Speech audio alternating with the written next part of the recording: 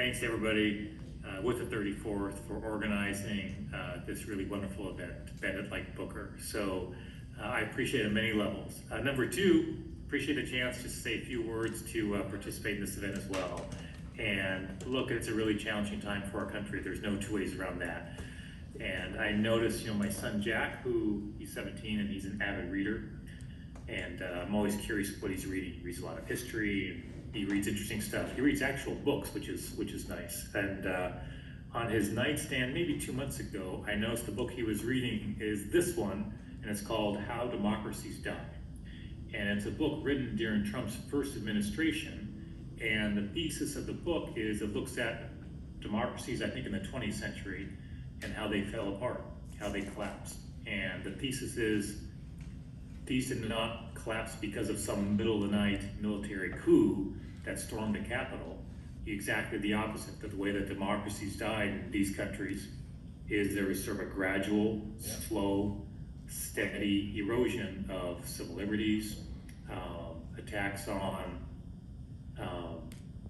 judiciary, to free press, consolidation of power in one individual, that this was a gradual evolution until folks woke up one day and realized, wait a second, we don't really have a functioning democracy anymore. And I suspect all that sounds familiar to you with what's going on in our country. And the range is significant of that slow, steady creep. But as a recent example, just a few days ago, I received a letter from the United States Attorney General, Pam Bondi, in which she was threatening me and other state officials with prison if we did not change Washington State's law, the Keep Washington Working Act, which forbids local law enforcement from cooperating with ICE. So we don't have local law enforcement, for example, participating in raids of businesses to apprehend folks who aren't documented. We don't participate when mass agents get out unmarked cars and pick people off the streets without identifying themselves. We don't do that. Those are our values as a state. But Pam Bondi wrote me a letter saying basically you changed how you do things in Washington State or I'm threatening you with jail time. Look, I'm not changing my approach. I'm here to defend Washington State values.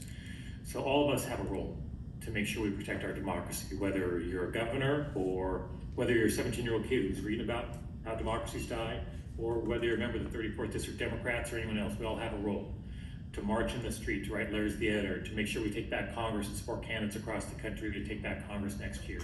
And we all have agency in what's going on in our country. And I was listening to a podcast not too long ago where it mentioned that a political scientist wanted to know what percentage of a population needed to be protesting in the streets non-violently. That was the criteria. You're in the streets and you're protesting non-violently to topple a government. And what she determined was 3.5%.